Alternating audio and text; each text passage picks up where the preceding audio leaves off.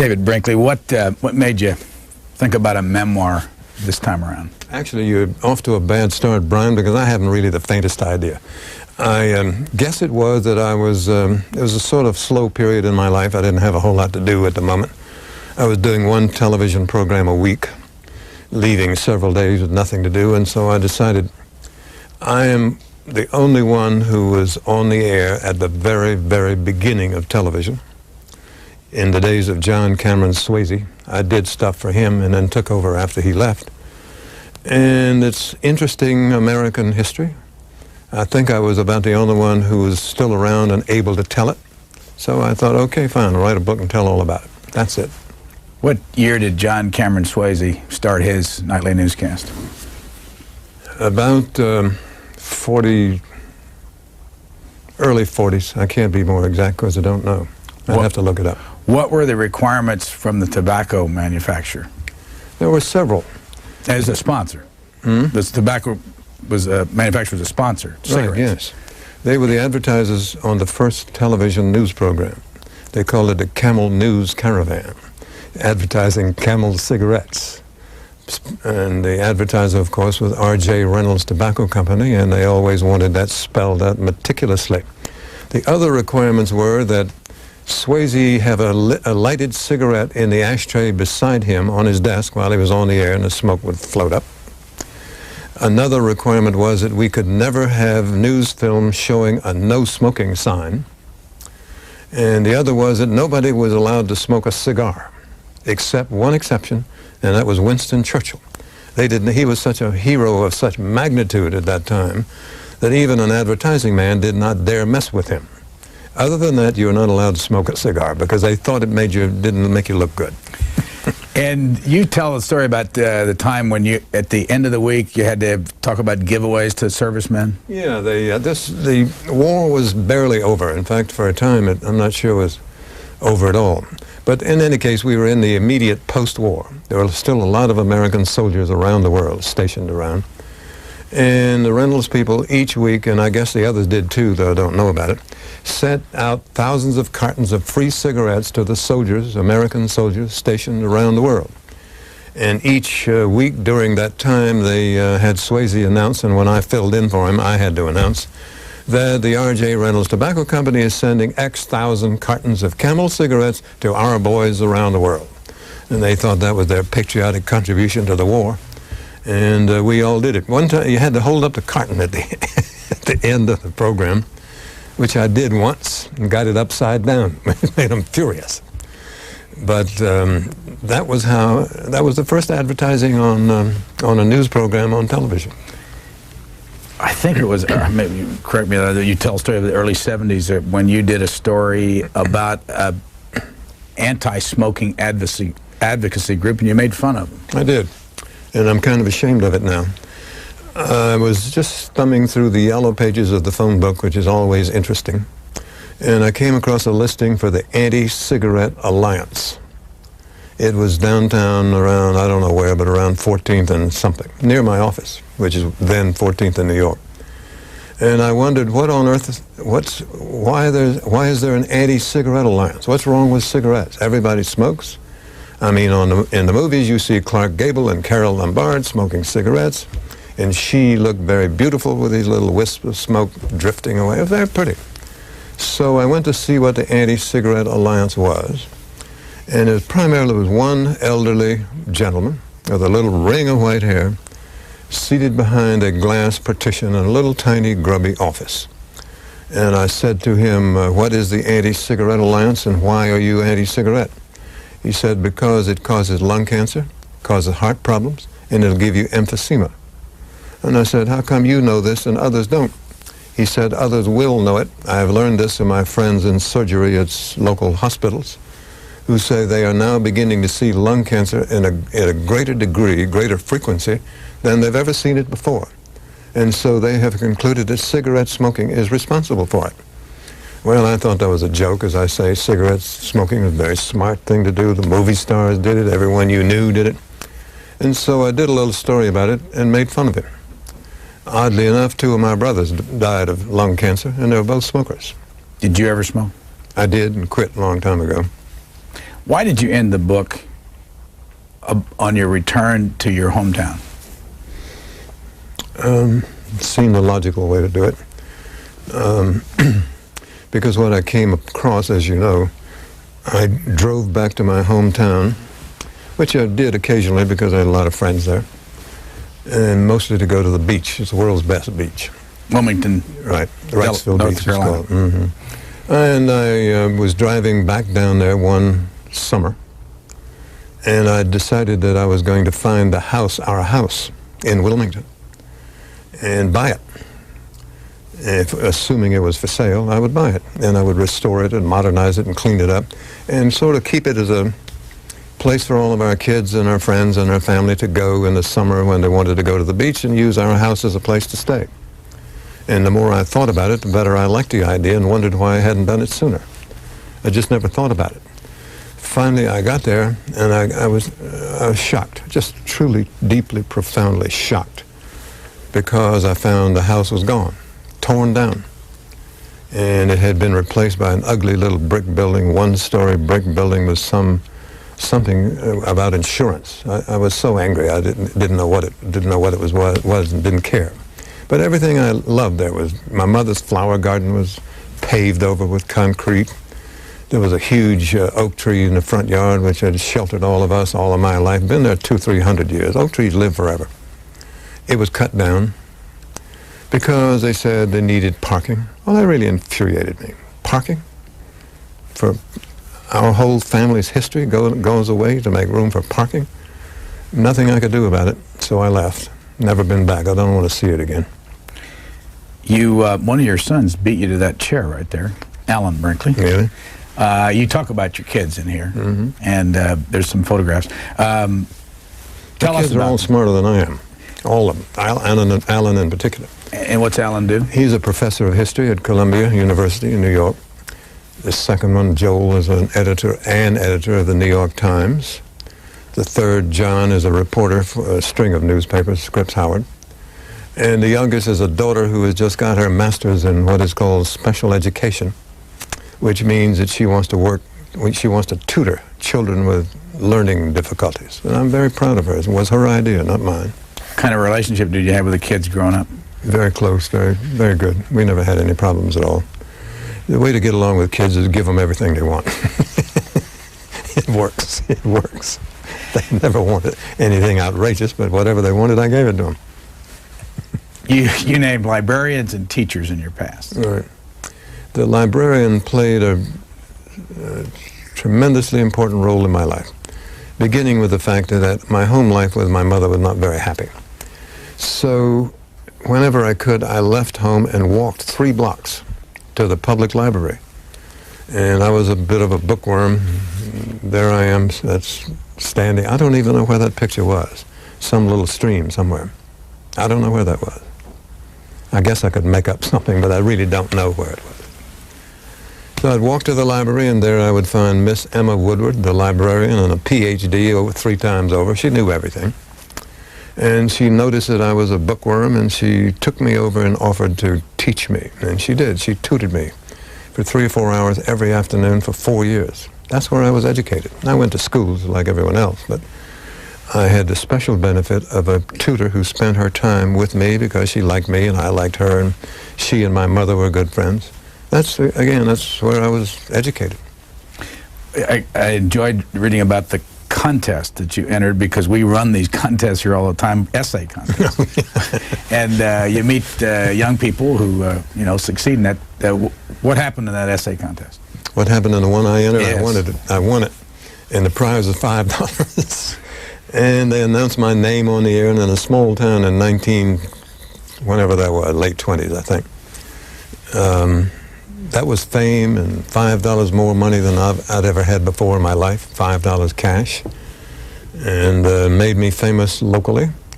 Got me a job at the A&P on Saturdays, making a little money, with which I hoped I could buy a car, but they paid so little I couldn't buy anything. In any case, I then became known in Wilmington, North Carolina as a writer, because I'd written a few sentences in a contest and won it. Who taught you how to write? Miss Emma Woodward. the librarian. Only Miss Emma Woodward? Well, I had a high school teacher who also helped. Her name was Mrs. Burroughs Smith, and she said one line to me that was a turning point in my life, and I will never forget it. I turned in a paper one day, and she read it, and she said, "David, I think you ought to be a journalist." First time that thought had ever crossed my mind.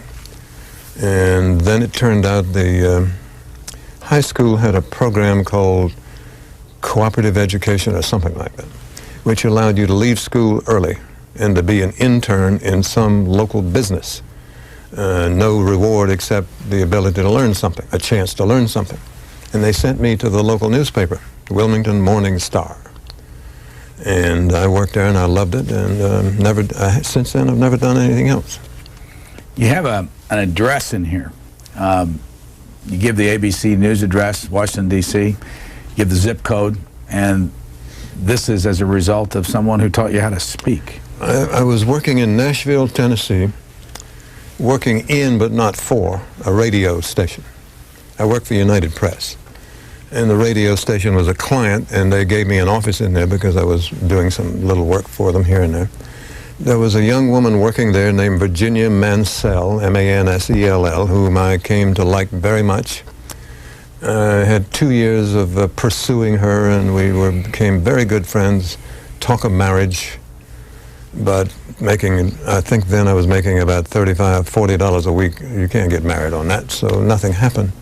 And while I was agonizing about it, the United Press moved me away. But I owe her a debt. She was a graduate of Emerson College, which was a speech and drama school. And her speech pattern was perfect. She spoke beautifully. And she didn't like the way I spoke. I still had some southern accent.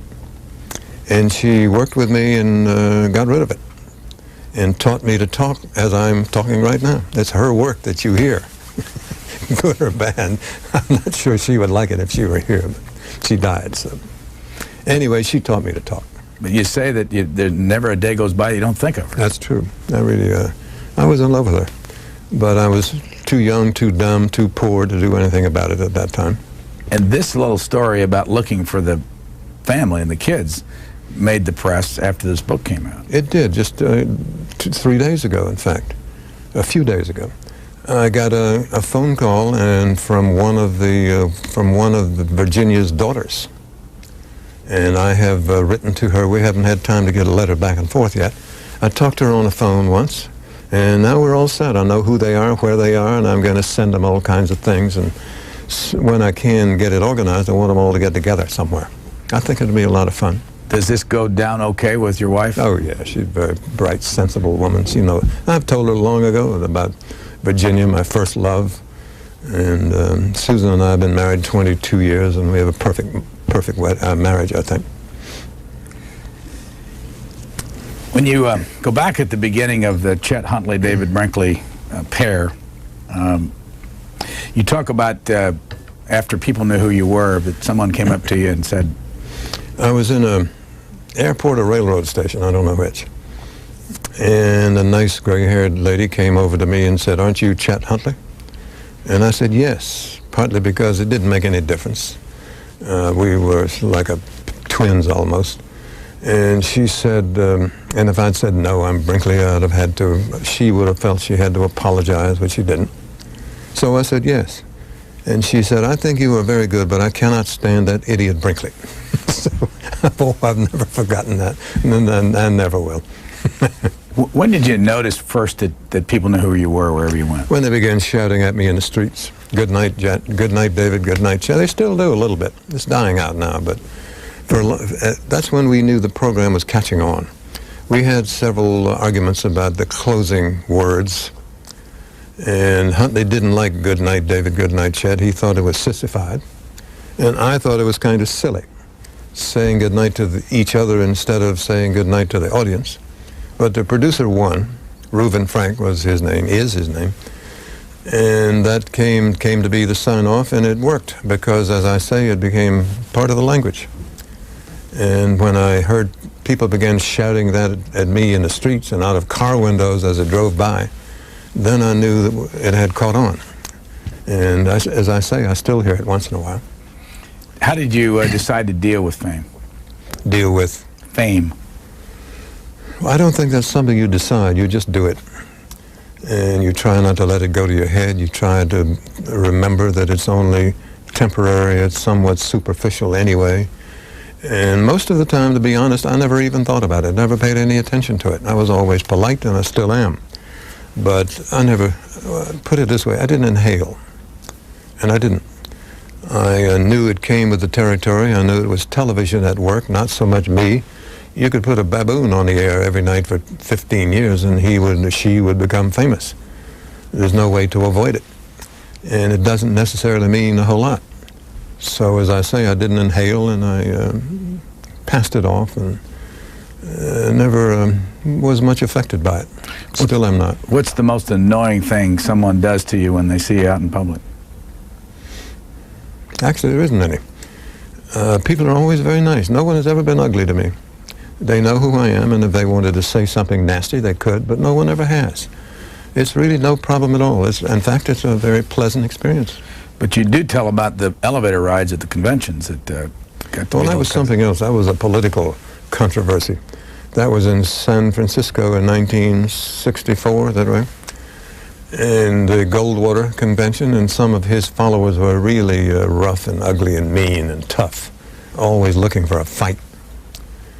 And I was in the Mark Hopkins Hotel, and so were a great many of them. The hotels all over town were filled up with Goldwater people. Mine were in, the ones I dealt with were in the Mark Hopkins. Coming down the elevator in the mornings, they would make really nasty, insulting remarks from the back of the elevator and pretending that they didn't know I was there. One would say, it was all staged. One would say to the other, can't we get somebody from some American to do the news on television instead of somebody from Moscow? That kind of nasty thing. And I ignored it. I mean, I didn't like it, but I didn't want to start a fight in an elevator because that sounded like something out of the Marx Brothers. It would have been very funny. But no, I kept quiet, and Huntley did too. And Huntley was a big, strapping, he was a cowboy. And had they picked on him in any physical way, they would have been sorry. How'd you get along with him? Very well. Didn't see each other much because he always lived in New York, and I've always lived in Washington, still do. And so we were not what we used to call stone buddies, because I didn't see him that much. But when we were together, we got along just fine.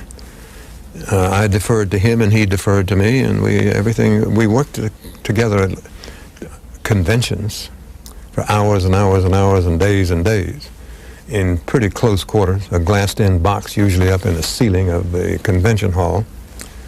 And I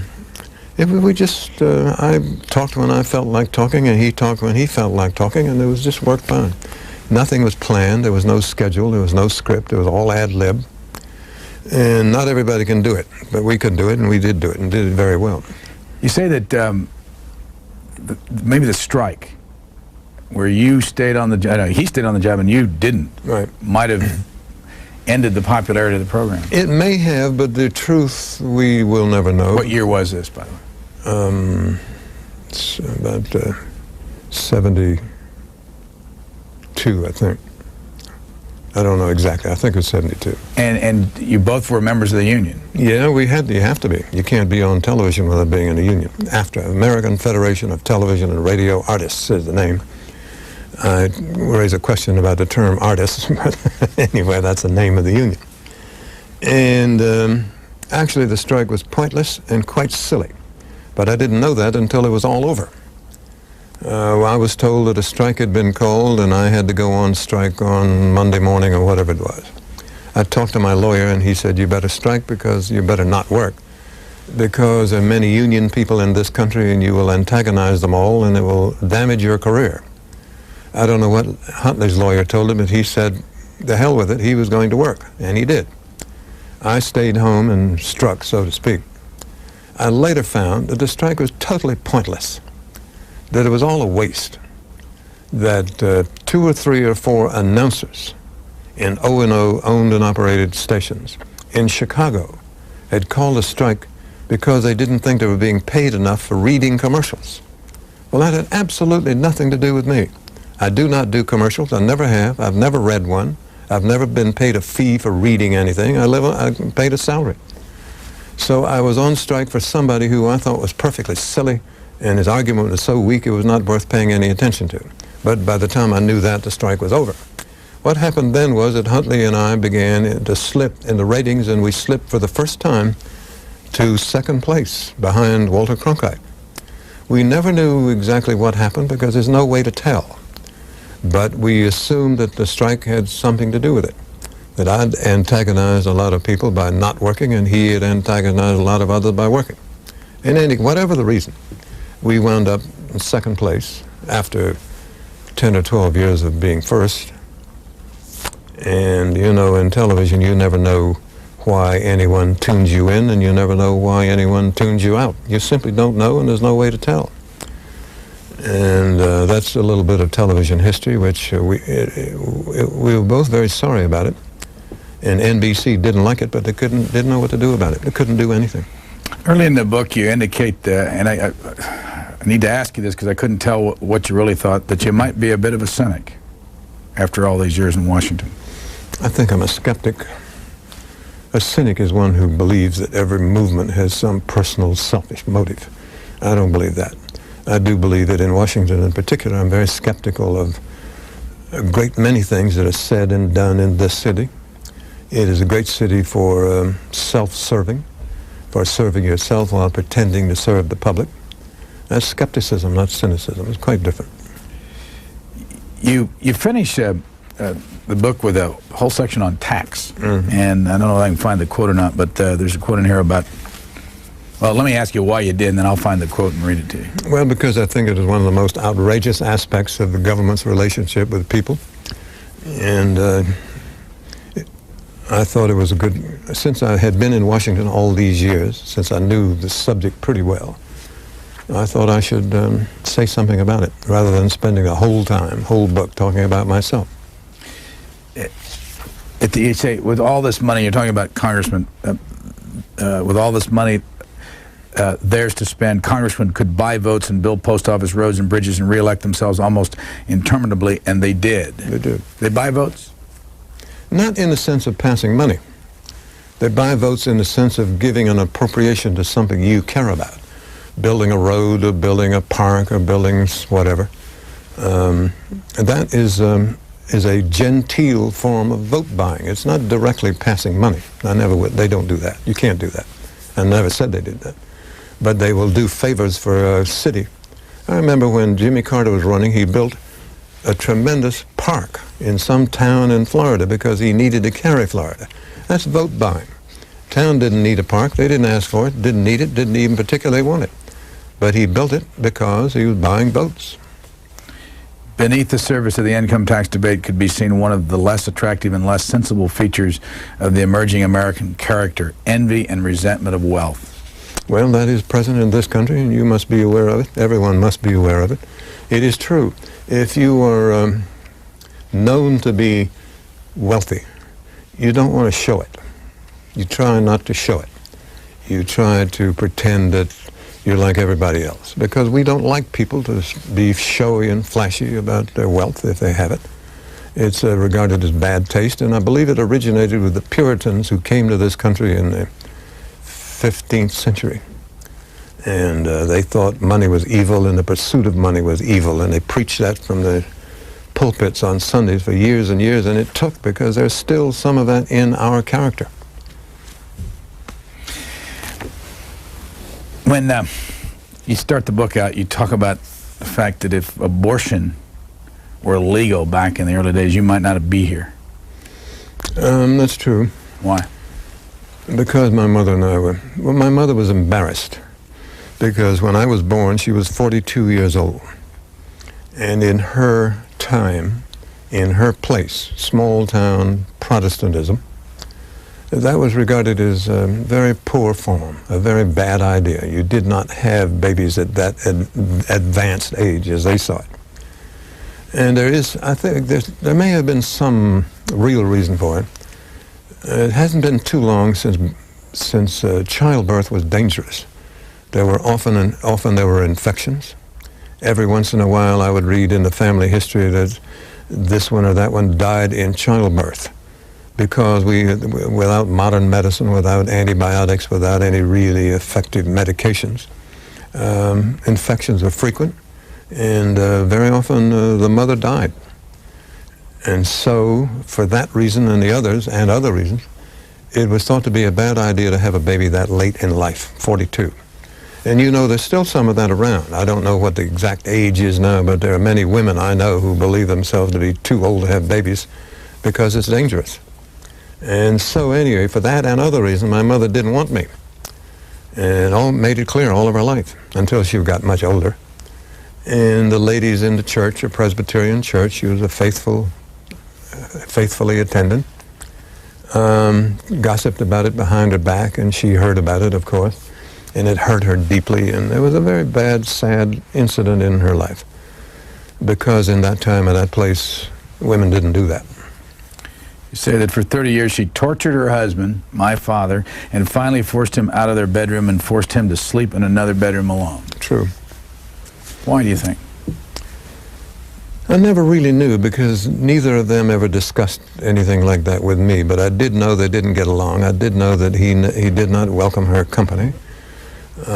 She was a very cold woman, and she certainly must have been cold with him, because, as I say, she forced him to sleep in another bedroom.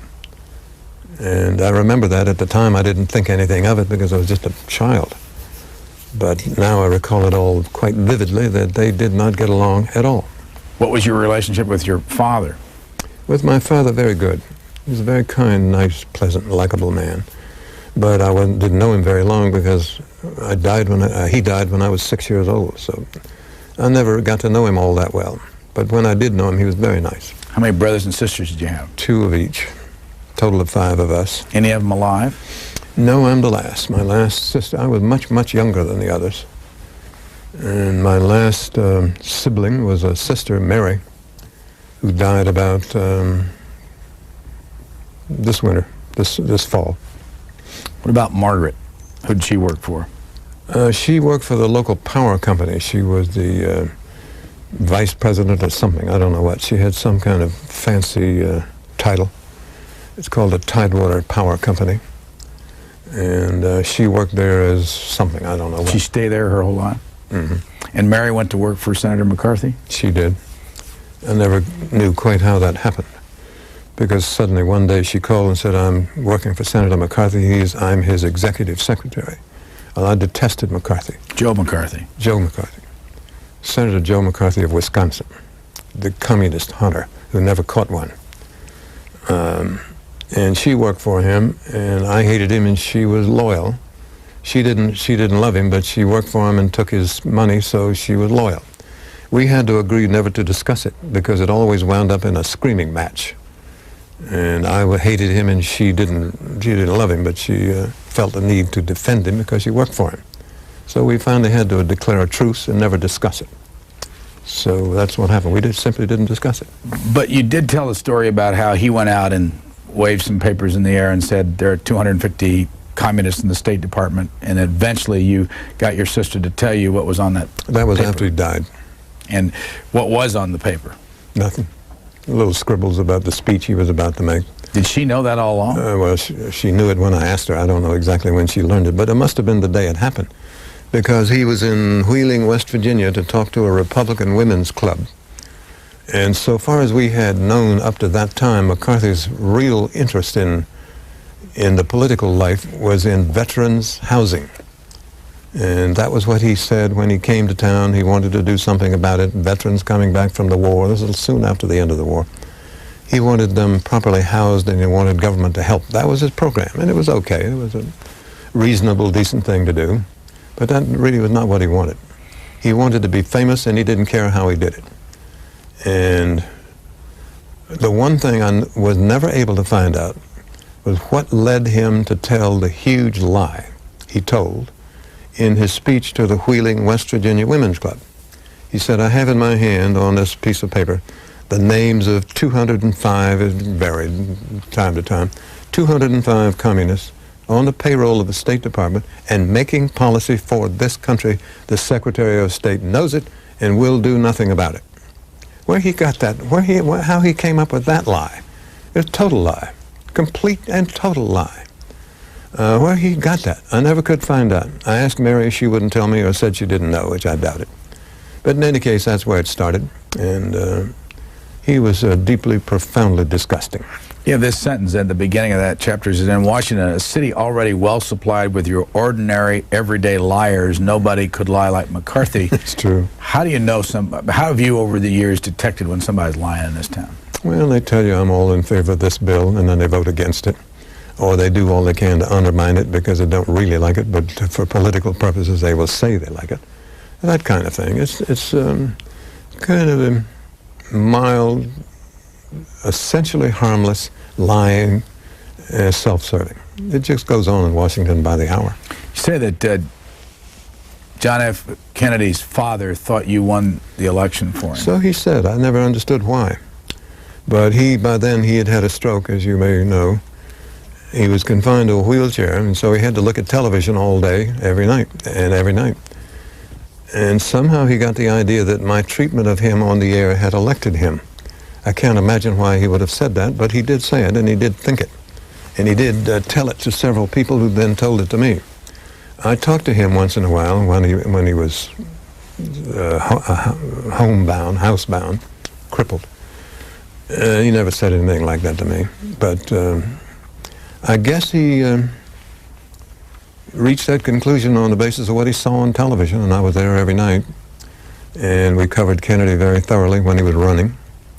I went with him to West Virginia when he ran in the primary there and won it, which proved to his satisfaction that his Catholicism was not a drawback, that Protestants would very happily vote for a Catholic if they thought he was good. And so they voted for him. He won the West Virginia primary. You say that you liked him better than Chet Huntley, John Kennedy. Yeah, but that's such a small difference. I wouldn't make much of it. I did like him, and Huntley liked him a little less, but I never knew why because I'd never discussed it with him. Again, he was always in New York. We didn't have a lot of chit-chat day in and day out. How well did you get to know the Kennedys? Pretty well. I got to know Bobby and Ethel and some of the others better than I knew John, the president, but I did know them all, and because they knew me, and television was, for the first time, a really important element in a presidential election. And they knew it because they were young and they had grown up with television. Previous presidents had not. And so that's just how it turned out. You tell a story about a dinner one night at the Jockey Club. And you mention that the Kennedys never pick up a tab. Well, they're famous for that. Not just on that occasion, but on many others. It's still that way. My wife and I went to the Jockey Club, which was then new. Here in town? Yeah. In the, now the Ritz-Carlton Hotel. It was then called the Fairfax Hotel, I think. Anyway, they had a row of little small square tables in the back. And my wife and I went for dinner, and we sat at one of the little tables, alone. Nobody else in the restaurant. It was a little early. And then one by one, the members of the Kennedy group drifted in, Bobby and Ethel, and Arthur Schlesinger and his wife, Ruth, and then Teddy and his then wife, Joan, and so on down the list. And they gradually filled up this row of tables. And they all ordered whatever they wanted, and as we did. And my wife, Ann, then. When the check came, I had been the first to arrive, and so they assumed I was the host, which I was not. I didn't invite any of them. I didn't have anything to do with their coming to the Jockey Club. I was glad to see them, but they were not my guests. And the check was about $2,000. And all the Kennedys were richer than I was. I wasn't making much money then. And I sort of handled the check around and waved it about a bit, hoping somebody would notice. Some of them, they owed the money, I didn't. Nobody made a move, so I paid it. You will notice I have not forgotten it. It's not the money, it was the rudeness of it that I remember. Why do you think over the years they've developed this habit of not picking up tabs? I have no idea why. I don't know why anyone would, particularly when they're very prosperous to begin with. They're mostly quite rich people. And you never said anything to them? No. What would you say? I mean, I couldn't do that. What would I do? Take that check and work my way down all those tables saying, now, let's see, who had the asparagus? You can't do that. I'm not that big a fool, so I couldn't do it. Did you ever worry about getting too close to any politician? No, and I think I could always control myself and control my feelings. And no, not at all. You're on somebody's farm, or you're out near a creek somewhere and you're having a picnic, and all of a sudden a helicopter lands nearby. Right. The farm belonged to a longtime friend of mine named George Kephart, who had a farm in Poolesville, quite beautiful, and a little stream running through it. Really nice, idyllic. And one Sunday afternoon we went to a picnic, and we cooked hamburgers and so on out by a beautiful little stream. And suddenly we heard a helicopter coming close by, and it landed right here. It disturbed the fire and started a fire in the grass and blew the paper napkins. It was a mess. And the pilot stepped out and said he was looking for the Brinkleys. And I said, well, here I am. What do you want? He said, President Johnson is at Camp David, which is nearby, and he wants you and your wife to come over for dinner and to spend the night, and leave your car here and they'll bring it to you. So we did that, and we spent the night there. I saw Johnson a lot before that and after that, and he called me at the NBC office every once in a while, just a chit-chat, nothing of any importance, nothing worth retelling. And once in a while he would remind me that his television station in his wife's name he owned in Austin, Texas, carried my Huntley Brinkley program instead of Walter Cronkite. And I never quite figured out why he did that. I still haven't. To this day, I don't know why he did it. Some other people in the office, being somewhat cynical, figured he was cultivating me in the hope it would help his broadcast. But his one station in Austin was a small one. NBC had stations coast to coast, including huge powerhouse stations in big cities. And the Austin station wouldn't make any difference one way or another. He probably didn't know that, and I never knew, but he kept calling me in the office, just talk. Finally hang up. Nothing happened. There is no end to this. This is what you write. I decline to wear any label other than fairness and decency, since I know from long and intimate observation that neither political party, right or left, has the answers to our rapidly growing, increasingly dangerous social problems. As for the Republicans and the Democrats in dealing honestly with the country's real problems, I find one to be about as bad as the other, and both pretty bad. I would write the same line today. What do you mean? Why are the parties, in your opinions, pretty bad? Well, because the members of the parties, there is something about the political animal that needs to be studied.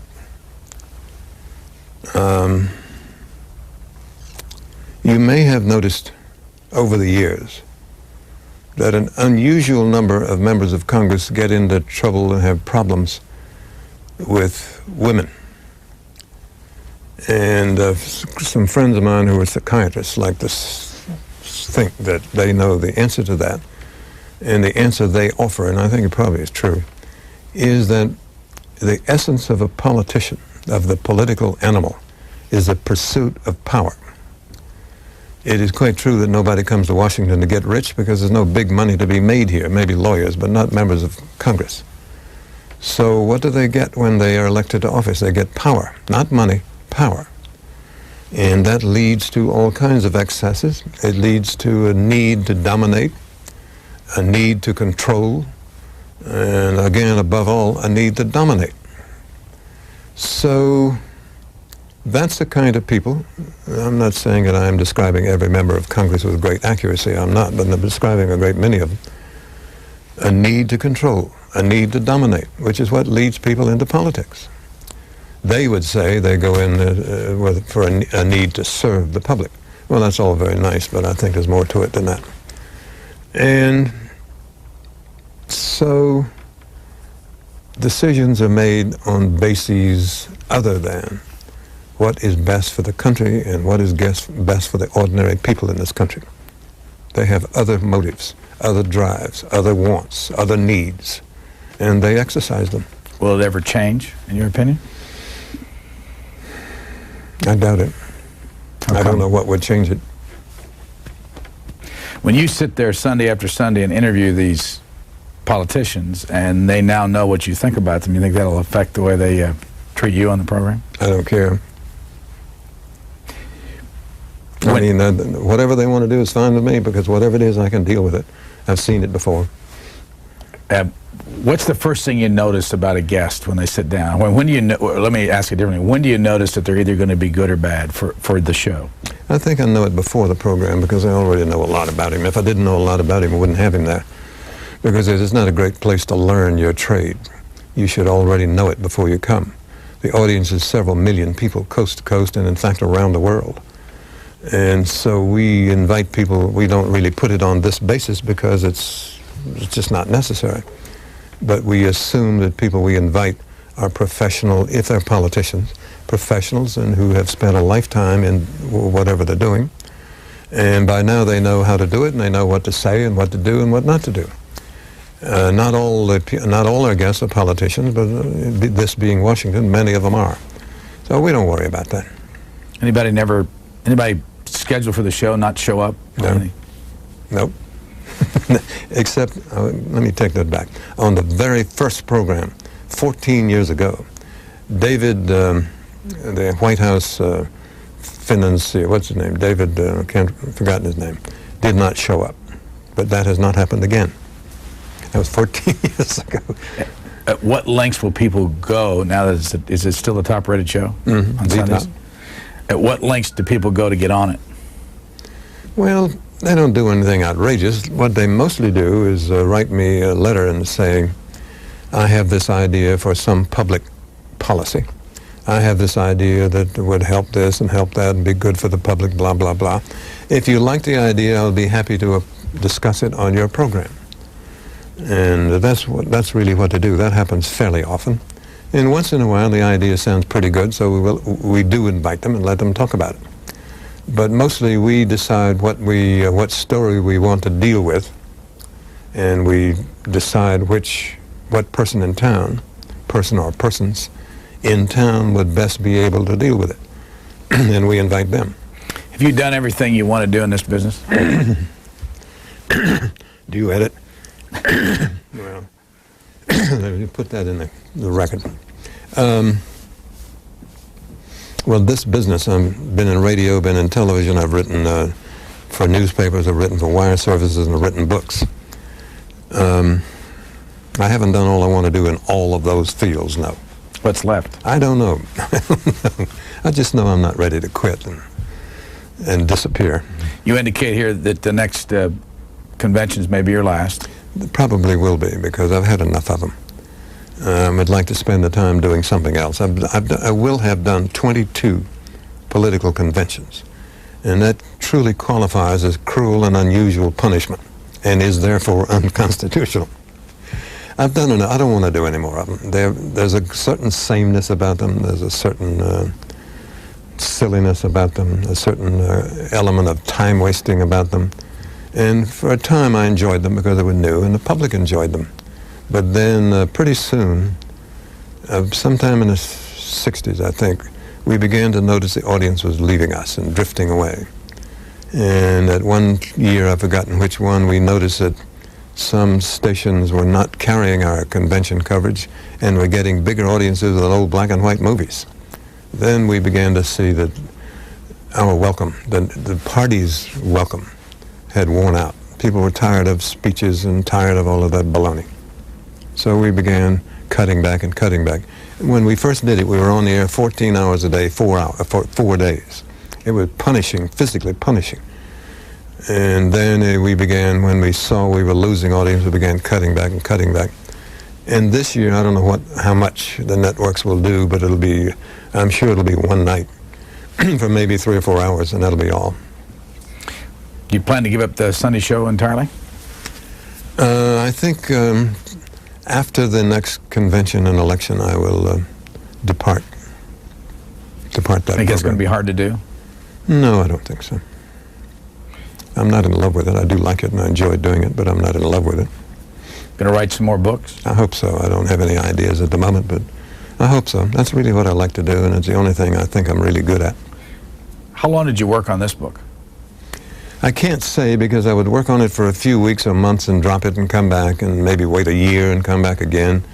But from A to Z it was 4 years, but most of that time I was not working on it. I can't say. I don't know. When you write, what time of day do you write? I can write fairly well any time, but early morning is the best because the phone doesn't ring so much. And early morning is best. And what do you write on? A word processor on my computer. The first book I did, I started on a typewriter. Then I bought a computer in 1981 when IBM first put one out. And I started with one very simple word processing program called Easy Writer. And then one of my sons, who's very hip to this, expert in this stuff, taught me to use Word Perfect, which I'm now using, and will use as long as it's around. I love it. Very good. Do you have a place you like to write? Well, I have a computer at home, exactly like the one I have in the office. So I can take a disk and carry it back and forth and pick it up again wherever I am.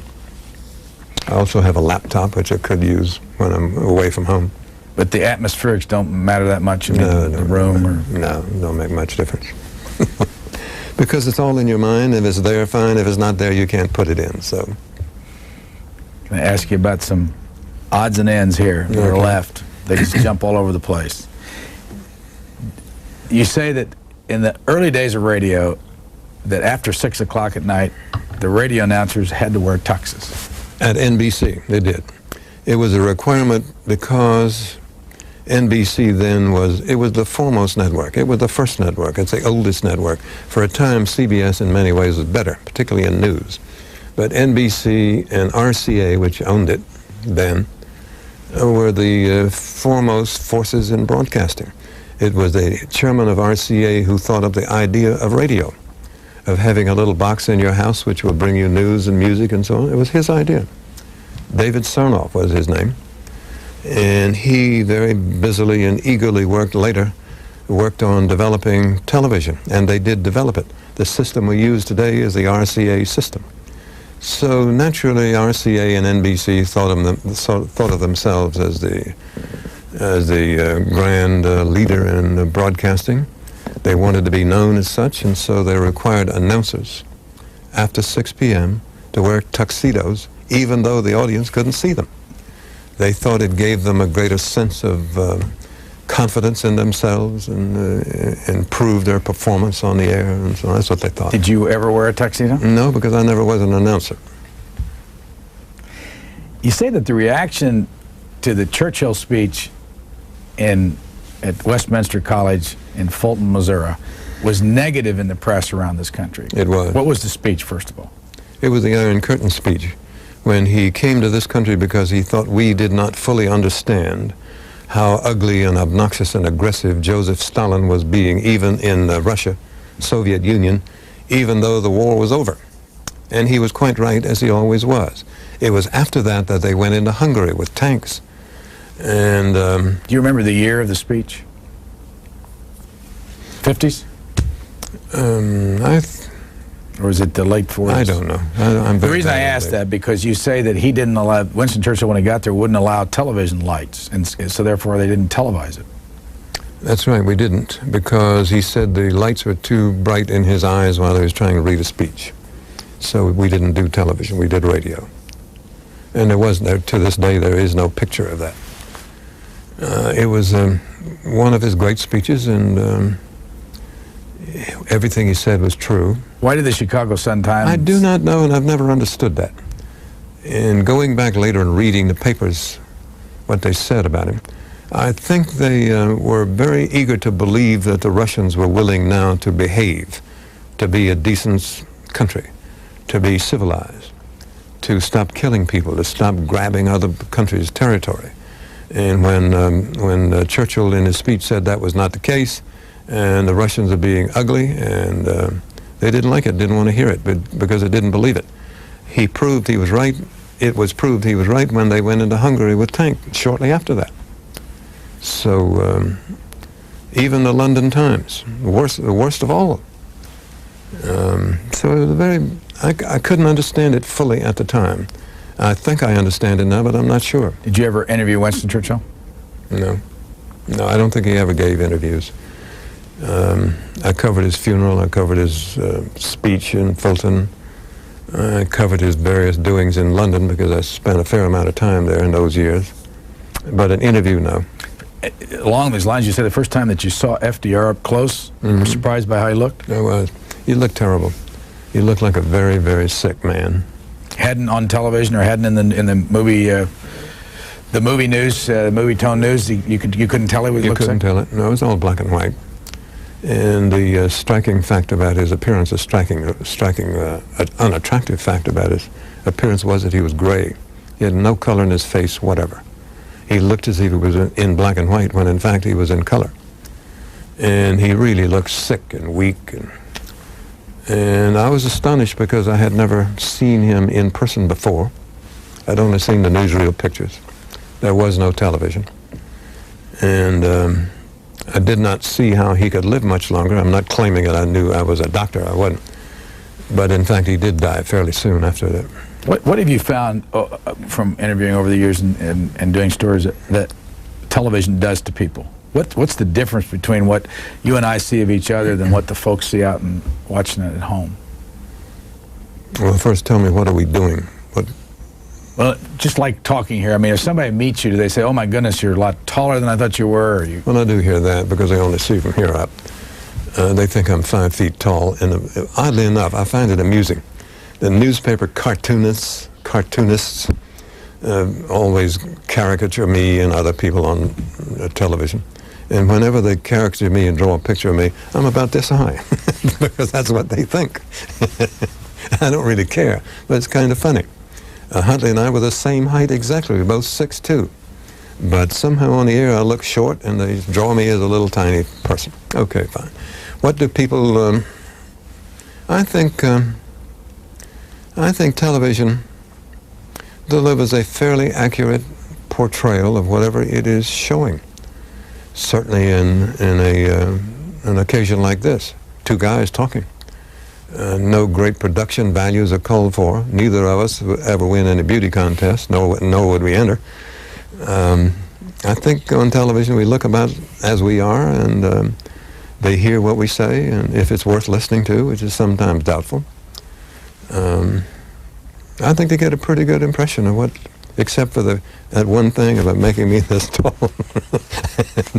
Except for that, I think they get a pretty good picture of what they're showing, what we're showing. You say that you haven't been on a presidential campaign trip since Nelson Rockefeller. How come? Well, I'm almost embarrassed to tell it because I hate to talk about it. He was running for president, traveling the country, and I was traveling with him part of the time, not all the time. And until I began to notice it, this is when television was much newer and much more of a novelty than it is now. And I was on the air every night then, and wherever I went in those days, I drew some kind of crowd of curiosity seekers and so on. And Rockefeller was not a terribly strong candidate for president, rather weak, in fact, and did poorly when the voting began. But in any case, during the campaign, I began to notice, and he began to notice, that there were more people gathered around me than gathered around him, which told nothing except that I was on television a lot and he was not. But it was embarrassing to him. He was running for president. I was just an ordinary reporter. And so it was so embarrassing to him and to me, and I decided I really shouldn't do it anymore. So I quit. I haven't traveled with the president since. It wouldn't happen now because there's so many guys like me around that it no longer means anything, if it ever did. When did you say, "Attaboy, Abe"? It was at the '68 convention in Chicago, and Abe Ribicoff, who is one of my lifetime best friends, wonderful man, former senator from Connecticut, former governor, former secretary of HEW, as it was then called, wonderful man, was making a speech from the rostrum in the middle of all the turmoil of the '68 convention, and the mayor, Richard Daley of Chicago, was 5 rows back looking up at Abe Ribicoff making his speech, and he hated Abe. Abe was criticizing him and Chicago. And he cupped his hands around his mouth and shouted at Abe a phrase I cannot use on the air, too vulgar. 2 words, one begins with F. Right, correct. And the second one begins with Y, F-Y. So you can figure what that was. And he was shouting it over and over and over. And Abe ignored him and continued making his speech. And I said, I thought my mic was closed, but it wasn't. And I didn't intend for it to go on the air. But I said to Ribikov, attaboy, Abe, that's great, something like that. And it got on the air. NBC never complained, and in fact, nobody ever complained. Why do you think, we're about out of time, why do you think some conservatives think the American networks are very liberal? Because people see, in terms of conservatism and liberalism, they see and hear what they want to see and hear. If they are persuaded that you and I are on the air and we are 2 screaming liberals, if they think that's what they are seeing, they'll see it. Those are very amorphous, shapeless, formless, difficult to identify points of view. What exactly is liberal? Well, everyone has his own definition. There are 100 different definitions. What is conservative? There are 100 different definitions.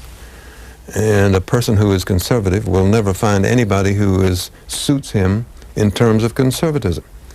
We hear that all the time. It's not true. It doesn't even make much sense, but it's there. Last question. When you picked up your book and you looked inside the flap here, you saw this, which I know you didn't write. No, I didn't. And it says, "He is an icon." What was your reaction? Oh, surprise. The publisher did that. I didn't do that. I don't know what an icon is exactly in those terms. If I'm an icon, okay, it's all right. I don't mind. Where's this picture from? An ABC photographer took it. How long ago? 2, 3 months. For the book. Mm-hmm. And this is the cover of the book, and our guest has been David Brinkley, and this is a memoir. Thank you. Thank you.